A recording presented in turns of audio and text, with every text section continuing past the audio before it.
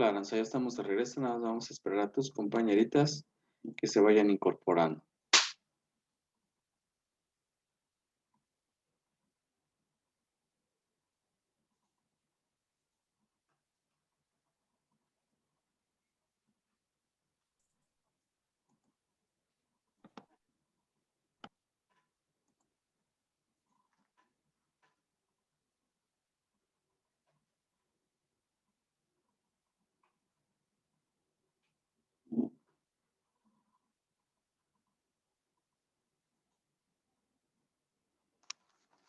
Y ya estamos de regreso, chicas. Nada más permítanme que se conecten. Terminen de conectar Cari y Lupita. Ya están. Muy bien. Nos falta Lupita que se conecte su audio. Ya está Lupita. Y Angie, pero quién sabe dónde se nos fue Angie. Se me hace que se fue a cenar porque ya no regresó. Bien, chicas, pues vamos ahora. Algo que les decía tenía que ver con lo que quiso hacer por ahí Ezequiel Montes en lo que fue pues su reforma educativa. Pero bueno, vamos a hablar y vamos a seguir con esta parte entre filosofía y entre entender de dónde surge el conocimiento. Y ahora sí, pues vamos a abordar esas posturas o nuevas posturas que por ahí investigamos al inicio, epistémicas, ¿no? Epistemológicas, de cómo se le va a dar esta veracidad o de dónde distintos grupos consideran que surge el conocimiento, ¿no? Y cómo pues tiene que ver en la educación, en la manera en que los docentes también enseñamos o trasladamos el conocimiento existente o defendemos los conocimientos que nosotros tenemos, que eso es lo que vamos a estar checando en esta sesión. Hace 8 días, se me hace que es pasados 8 días, pero realmente fue el viernes, ¿verdad? Estábamos comentando, por aquí que se comprendía todo lo que era el conocimiento científico, porque la ciencia, pues de alguna manera, la ciencia contemporánea, ¿sí? Hoy, bueno, más bien ni lo terminamos de comentar porque nos pasamos hablando de ciencia, conocimiento científico, y bueno, la ciencia contemporánea o la que llamamos ciencia contemporánea hoy es más especializada porque hoy como que está muy definida por cada una de las áreas o tantas áreas que hoy hay en día, ¿no? No solamente es el área de educación, sino el área de psicología, el área, obviamente, de la medicina, o sea, son muchas áreas, y hoy hablamos de una ciencia, perdón, que es más especializada. Y también hoy en día esta ciencia está más en común, no en común, más bien en contacto con toda la población. O sea, antes como que era más de grupos especiales. Hoy en día como que todos tenemos acceso a los nuevos conocimientos que van surgiendo o a la nueva ciencia, ¿sí? Entonces, la,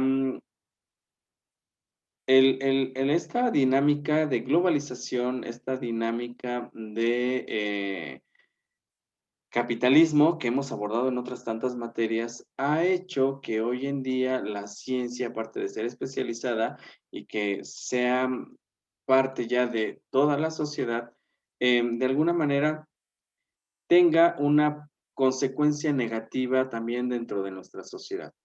Hoy en día hablamos de una sociedad del conocimiento, de una sociedad de la información. Todos tenemos acceso a mucha información que circula sobre todo en las redes.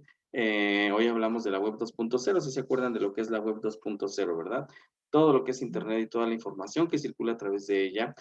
Y que como todo eso que existe en las redes, pues de pronto no es lo que debería de ser, o más bien no son conocimientos comprobables o nos pueden engañar a través de esto. Entonces, hay una sociedad de la información, hay una sociedad del conocimiento. ¿Por qué sociedad de la información, Cari? ¿Por qué le llamamos sociedad de la información?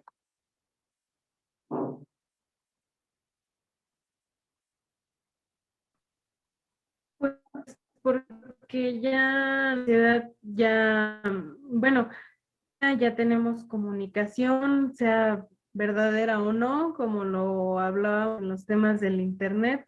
Entonces ya estamos comunicados, ya tenemos información de más, entonces y hay suficientes fuentes de información, como lo son libros, como lo es internet, como lo son sitios web, como lo son foros. Entonces, ya se puede decir que somos sociedad de la información porque tenemos hasta además, tenemos en abundancia. Que no la aprovechemos es otra cosa. Ok, tenemos mucha información, efectivamente, no la aprovechamos. Ahora, ¿por qué llamamos sociedad del conocimiento, Lupita? Una cosa es la sociedad de la información y otra cosa es la sociedad del conocimiento. ¿Cuál es la diferencia con lo que nos dijo Cari? ¿Por qué le hablaremos, por qué hablamos de sociedad del conocimiento?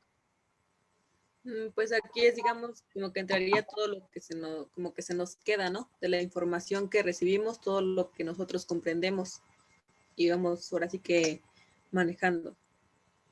Todo lo que vamos manejando, ¿sí? Jenny, ¿usted qué considera que es la sociedad del conocimiento? ¿Está bien, Lupita? No, no estás mal, estás bien. Lo que se nos queda, sí, efectivamente. Bueno, ahí por ejemplo hablaba, profe, me imagino que hace referencia a lo que es la producción de saberes, porque dice que en la actualidad ya la ciencia prácticamente se delimita el lugar y el modo de ser de la ciencia, por lo mismo que usted nos comenta sobre la globalización. Igual lo que comenta Cari acerca de las nuevas tecnologías y cómo se imponen pues en lo que es la ciencia. Ok, sí. Hoy hablamos de una Sí, sociedad me de la escucho. información. Sí, sí, sí, te escuchamos, Jenny. Sociedad de la información, porque como bien lo dijo Cari, hoy en la red pues existe información de todo tipo, de todo, todo. Y una sociedad del conocimiento, porque hoy todos nosotros tenemos acceso a esta información que existe en la red y todos creemos saber. ¿Por qué todos creemos saber? Pues porque, bueno, si a Cari le duele la muela,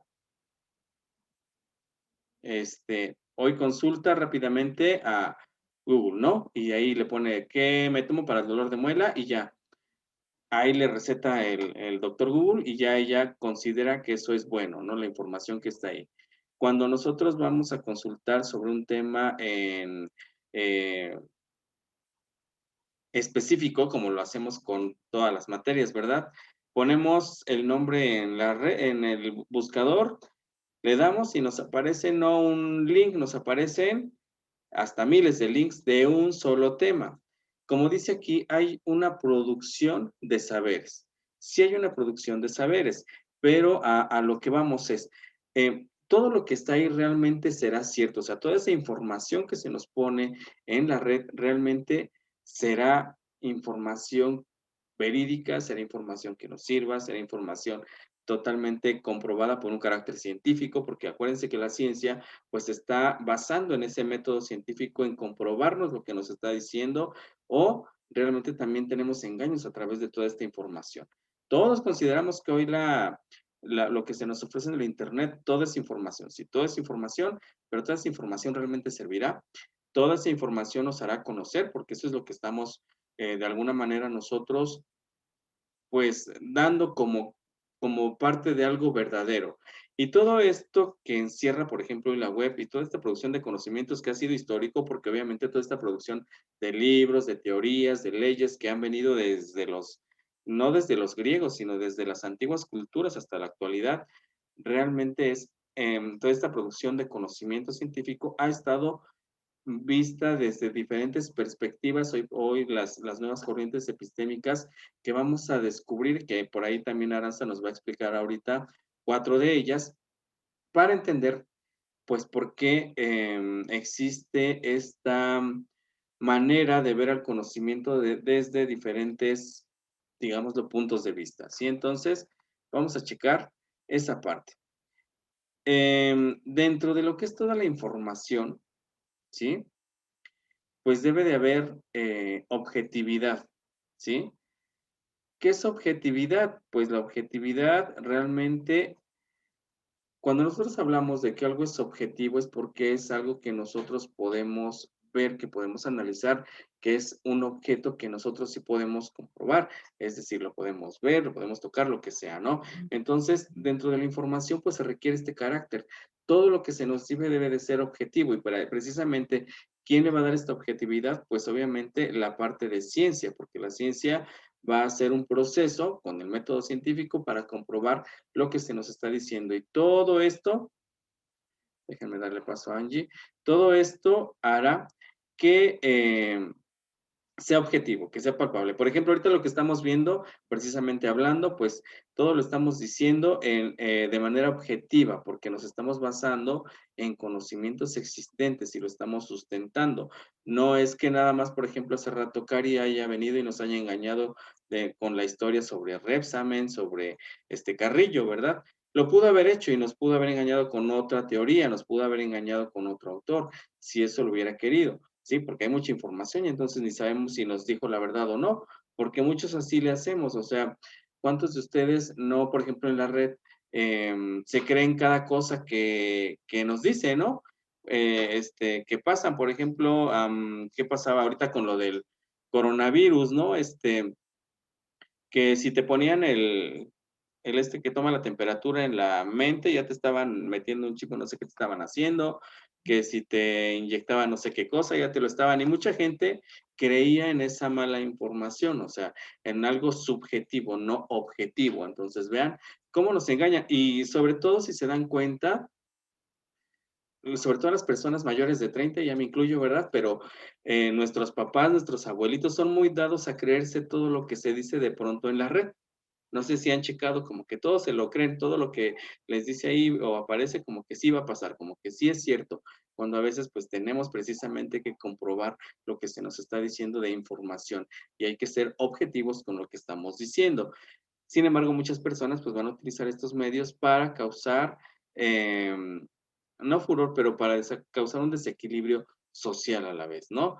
Y como estos ejemplos que les puse, pues hay muchos en nuestra sociedad y en toda la información que nosotros vemos constantemente, ¿no? Hasta nosotros de pronto caemos en estas trampas de lo que es parte del conocimiento, de lo que circula en una red, en un periódico, incluso en algún libro, o que alguien nos dijo. A veces es como los chismes que a veces suelen ser subjetivos, ¿verdad? Porque alguien dijo una cosa, otro más ya le anexó otra cosa, el que lo dijo ya le anexó otra cosa y se vuelven de algo objetivo a algo subjetivo en el que terminamos inventando y en el que terminamos diciendo cosas que no son. Entonces, siempre en toda la información debe de haber objetividad, siempre. ¿Existe la subjetividad? Sí.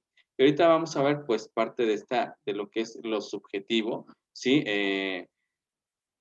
Aquí, más bien, la subjetividad tiene que ver con aquello que no es nada objetivo, que ahorita lo vamos a checar con lo que nos va a explicar por aquí Aranza, ¿sí? Entonces, pues vean cómo actualmente sí hay mucho conocimiento, sí hay mucha información, hay mucha producción científica, porque también la hay por cada área que existe, pero también va a existir mucha información que no es objetiva dentro de todo lo que está surgiendo. Y eso es lo que nosotros a veces no logramos identificar entre lo que realmente es objetivo, lo que es no objetivo y lo que tiene que ver con lo que es producción científica o lo que dice basarse en producción científica y no lo es, ¿sí? Pero vamos a hablar un poquito de estas posturas ahorita que Aranza nos va a exponer por aquí. Déjenme poner su material. Vamos a ver entonces por aquí algunas posturas epistémicas, las nuevas posturas epistémicas, y vamos a ver algunos ejemplos. Espero que podamos analizar. Bien, Aranza, cuando tú me digas, iniciamos. Ya. Bien, entonces paso acá. Bueno, el dogmatismo. El dogmatismo para la religión es que apunta al conjunto de principios o dogmas que conforman la doctrina cristiana enseñada y predicada por la Iglesia a sus seguidores y sustenta en el principio de la fe. Bueno, dogma, para empezar, significa opinión. Entonces, básicamente, el dogmatismo se basa pone toda su confianza en una razón. ¿Le puedo pasar a la siguiente, profe? Sí, claro. Gracias. Esta representa la disposición a priori que hace la aceptación de verdades establecidas. y el dogma empezó a establecerse, comenzó a hablarse con la acepción técnica contemporánea a partir del Concilio de Trento. El Concilio de Trento es un acumenticio de la Iglesia Católica desarrollada en periodos discontinuos durante 25 sesiones. Se llevaban 25 sesiones para llegar a un acuerdo. Y las autoridades eclesiásticas decidieron que son dogmas aquellas verdades relativas por Dios, lo que se establecía, digamos, en la iglesia, en la Biblia. Todo lo que estaba en la Biblia era verdad para ellos. No se podía cuestionar ni preguntar el por qué, solamente se aceptaba lo que decía. Y le puede pasar ya a la siguiente, porfa. Bueno, sí, los dogmáticos creían en la razón como vía de acceso a la verdad. Se aceptaba el mundo tal y como venía, sin cuestionarlo, tomando como ciertas las opiniones y creencias. Tomaban según sus creencias y lo que decían los, digamos, los altos mandos. Si decían ellos tal cosa, era porque así debería de ser, no podían cuestionarlos. Y se debe tener confianza plena en la razón como vía de acceso a la verdad. Hubo representantes del dogmatismo que fueron Zenón de Sitio, Tales de Mileto, Anaximandro, Anaxímenes y Pitágoras. Ellos fueron los que estuvieron dentro de este evento.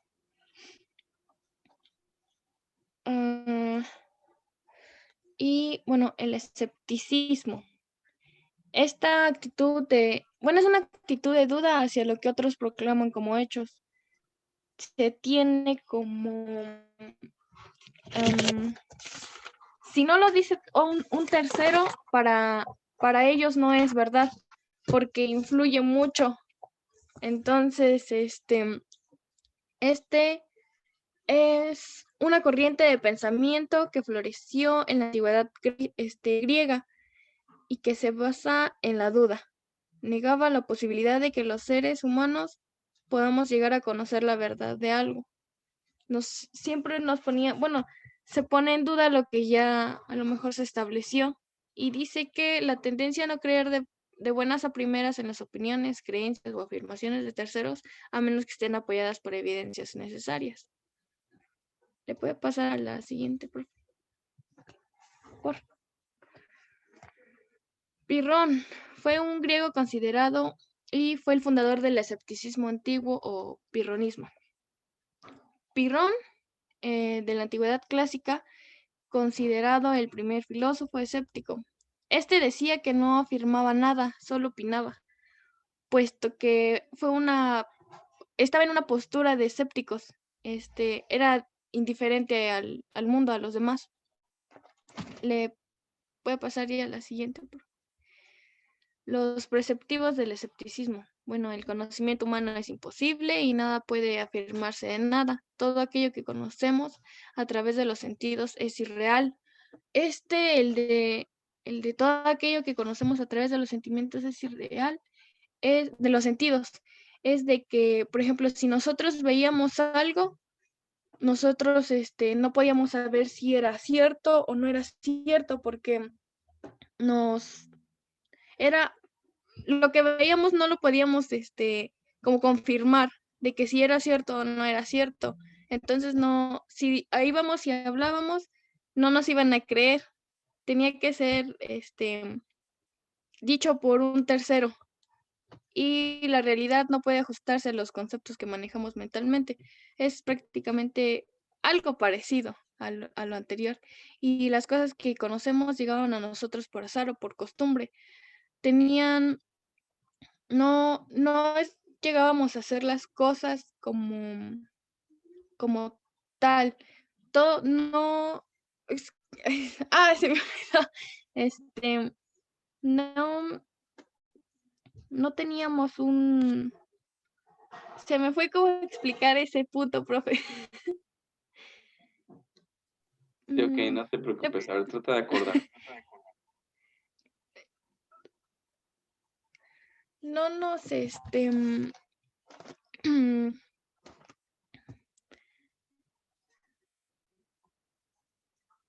no, se me olvidó. Ok, no te preocupes. Sí, en este punto lo que dice, pues ahora obviamente dice que al azar o por costumbre es algo que pues no estamos buscando nosotros, realmente es un conocimiento o es conocimiento que obtenemos porque se nos atravesó, por digamos, por ahí, Mm, porque pues sí, llegó así, sin nosotros poder o sin nosotros haberlo buscado prácticamente, ¿no? Por eso ahí dice, ahí por azar o por costumbre, ¿sí? gracias.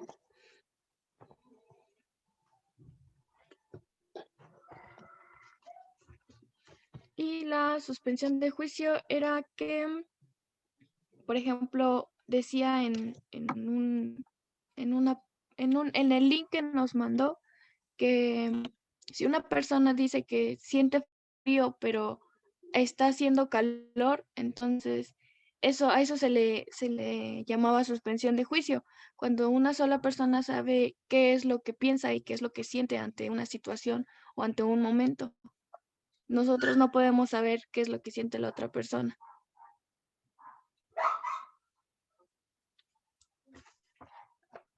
Y el subjetivismo y el relativismo. Bueno, el subjetivismo es toda la filosofía que considera como único criterio de validez de conocimiento el sujeto, tanto como sujeto incidental como sujeto empírico. En el subjetivismo está involucrado el sujeto, que es aquello de lo cual se predica algo. Y de ahí le sigue el sujeto empírico, que creo esto viene en la positiva, si no mal recuerdo, era que sigue la de abajo. Y en el mismo subjetivismo está el subjetivismo trascendental y el subjetivo, que es el sujeto como trascendental, es el que representa la validez universal del conocimiento y en cambio si se considera al sujeto como empírico, su orientación será escéptica o relativista. Y el objetivo es lo que pertenece al sujeto o al espíritu humano y se relaciona con el modo de pensar o sentir. Y todo el conocimiento es limitado. Cada verdad tiene validez para el sujeto de acuerdo a su especificidad. El subjetivismo limita la validez de verdad al sujeto que conoce, juzga principalmente según su entendimiento y en consideración a su realidad específica. Este se divide en 3 partes, que es el cultural, el cultural, algo así como el ético, que es que es parecido al ético, el moral y el cognitivo.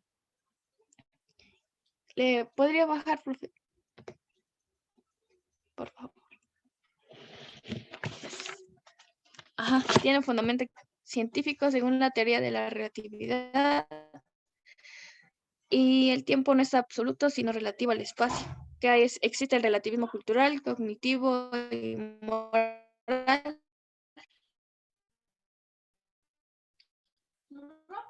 El relativismo moral es aquel que es un movimiento que surge a partir de los importantes adelantos de las ciencias naturales. No hay verdades absolutas, sino relativas a las circunstancias.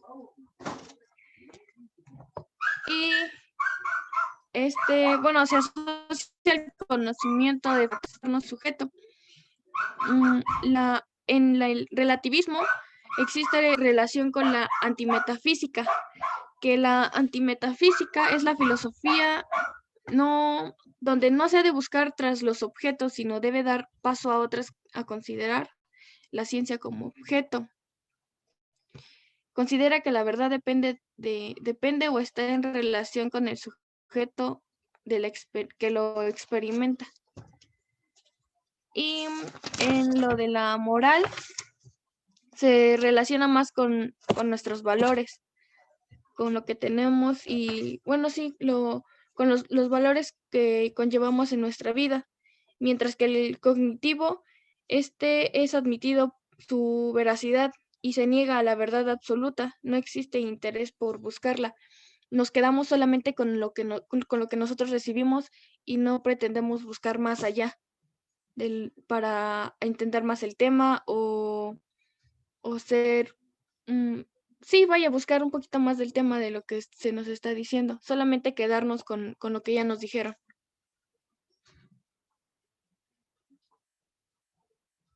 Creo eso sería todo. Ok. Bueno, es que es todo. Pues como vemos son varias posturas, son 4 posturas que podemos aplicar a la educación o que se aplican todavía. ¿Alguna duda, Jenny? Angie, Lupita. Cari se nos fue, ¿verdad? ¿Dudas, chicas? Bueno, yo sí, pero es más Igual. bien en el relativismo y el subjetivismo. La verdad de lo que leí como que tampoco le entendí, o sea, cuál Ok. es la diferencia entre uno y otro, pero ya con lo que explican. Ok, sí, tanto el Igual, relativismo profe. como el subjetivismo van muy de la mano, por eso están como que muy confusos, puesto que los dos se basan en opiniones del sujeto, pero ahorita los vamos a hablar poco a poquito. Lupita, ¿alguna duda con estas posturas? Realmente las manejamos, ¿eh? Y nos enfrentamos a ellas, de hecho, en la vida cotidiana. No crean que nada más porque está aquí en la parte de epistemología, sino porque precisamente como alumnos, precisamente como docentes, utilizamos a veces estas posturas, ¿sí? En cuanto al conocimiento. Acuérdense que estamos viendo cómo surge el conocimiento, de dónde va a surgir el conocimiento. Lupita, ¿alguna duda? No, profe. ¿No? Ok. ¿Segura? Ahorita ¿Todo bien? que, Ah, ok. O ahorita en la ajá, explicación, que ¿verdad? le, Ok. Angie, ¿dudas? ¿Sí me escucha? ¿Sí? Ah, ok. No, sí, igual yo sí tengo dudas sobre la diferencia entre relativismo y pues, subjetivismo. Ahí como Oh, que sí me hago un poquito bolas. ok, Como que no todos nos entiendo como hacemos. que la diferencia entre uno y otro. Vale, Sí. pues todos nos hacemos bolas con estas posturas. Entonces vamos a ir a la primera. Voy a retomar parte de lo que, bueno, aquí para explicar un poquito más el dogmatismo, vamos a regresarnos para ir viendo ejemplos, que ustedes me pongan ejemplos precisamente para ver si entendimos a qué se refiere cada una de estas, ¿verdad? Vamos con el dogmatismo, pero déjenme retomar aquí. Nada más tantito, creo que usamos la misma plantilla, Aranza, de hecho, ¿verdad? Ok. Bien, realmente lo que nos puso Aranza, que está muy bien en su diapositiva, es una de las corrientes dogmáticas que ha existido en el mundo pues de hace muchos siglos, ¿no? Entonces, pero realmente el dogmatismo va a ser también una corriente filosófica y realmente es como que esa primer corriente de la que surge el conocimiento. Por eso Aranza nos ponía ahí en sus diapositivas pues a estos principales exponentes del dogmatismo que fueron o considerados estos primeros personajes en defender la postura de dónde viene el conocimiento. Esta postura defiende que hay verdades absolutas, ¿sí? Es decir, no hay otra cosa más lo que yo te estoy enseñando y es eso y no hay de otra, ¿vale? Es esta postura. Por eso ella nos ponía ahí en su inicio, pues lo que era la religión. Las religiones suelen ser muy dogmáticas y no solamente las religiones, ahorita vamos a ver algunos otros ejemplos, donde, déjenme ver, sí, ya entró Cari, ¿verdad? Donde solo se permite y se defiende una ideología por considerar que es la única verdad que existe, ¿sí? Es decir, es la verdad absoluta, es lo único que hay, no hay otra. Si existiera otra, esa no sirve, solamente es lo que yo te estoy diciendo. Entonces, aquí dentro de estas, ¿sí? Vamos a ver que hay algunas ramas o durante mucho tiempo, mucho del conocimiento se basó en base a estas doctrinas o a esta dogma. Dogma viene de parte de lo que es doctrina, por eso se le llama dogma y los dogmas vienen generalmente de lo que es la religión. lo que decía o que explicaba Aranza en sus diapositivas sobre la religión católica, pues es muy cierto. La religión católica es todo un dogma. Bueno, de hecho aquí dice que está reconocida por 44 dogmas. Quiere decir esto que existe una serie de documentos que para ellos eso es la única verdad. ¿Y cuál es la única verdad que va a defender, por ejemplo, cada una de las religiones? Bueno, defendiendo el tipo de religión. Recuérdense que hay 5 religiones, de ahí se basan todas sus demás sectas, pero que se basan sobre todo en lo que ellos llaman sus sagradas escrituras. Para los católicos, para los toda la parte cristiana, pues van a ser la Biblia, ¿verdad? Para los musulmanes va a ser el Corán, para cada religión tiene por ahí sus lineamientos, que son su dogma, que son su doctrina, que son su ideología y que son de donde, la única fuente de donde puede surgir el conocimiento, y yo no creo en lo demás. Por eso, una gran divergencia entre lo que dicen las religiones y lo que dice la ciencia. ¿Por qué? Porque las religiones van a defender que todo es obra y gracia de Dios, ¿no? Todo lo creó Dios y todo se le debe a Dios. La ciencia tiene otra explicación y las religiones pues no van a creer lo que dice la ciencia, sino lo que dicen ellos, son su dogma y ellos consideran que eso es lo único que existe y es la única verdad. Y vamos a ver a muchos ejemplos más acerca de esto, ¿sí? Entonces viene desde los griegos y es una opinión, pero esta opinión, ¿sí? Como tal, es la que se defiende. A lo mejor supongamos que Jenny cree que los ovnis son los que nos dan vida, ¿no? Ejemplo. Y para ella esa es la verdad, y ella va a defender esta postura, y ella dice, es que esta es la verdad, yo no creo ni en lo que dicen que un Dios, yo no creo ni en lo que dice la ciencia, o lo que dicen esto, es que son los ovnis, ahora yo, los extraterrestres, los que vienen y me dan vida, ¿no? Y va a defender su postura. No importa que el ataque, no importa lo demás, ella va a defender.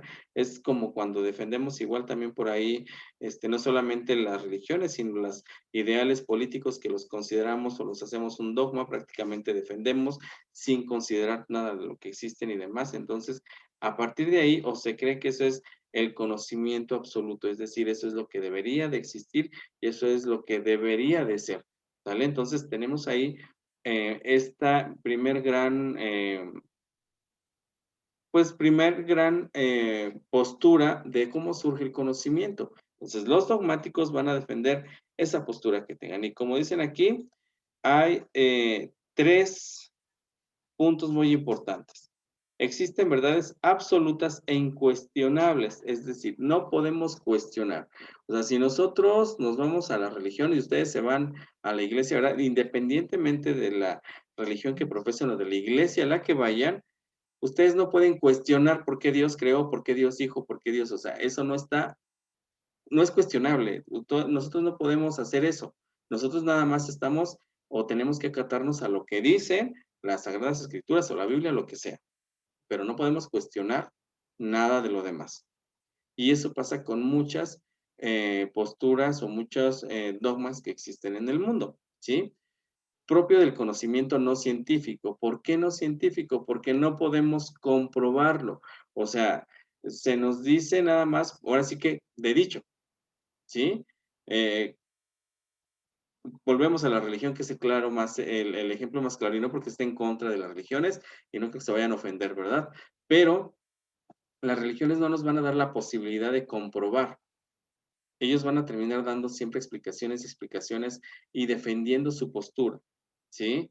Si nosotros nos ponemos a platicar con un testigo de Jehová, con un cristiano, con un católico, con un evangélico, con lo que sea, estos personajes que se dedican a predicar la palabra de Dios, ¿verdad? Van a defender su postura, ¿sí? Y si nosotros les alegamos, ellos van a sacar otra vez su Biblia y nos van a decir, no, pero aquí dice, en la página tal, en el versículo tal, en no sé qué tanto, que es esto y lo otro, ¿no? Y le podemos discutir y nos van a regresar a lo mismo, pero no nos van a llegar a decir o no nos van a permitir la comprobación por la parte científica.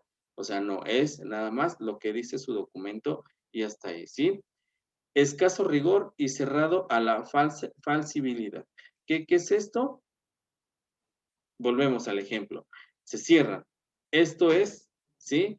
Y todo lo que tú me digas, todo lo que tú vengas es falso.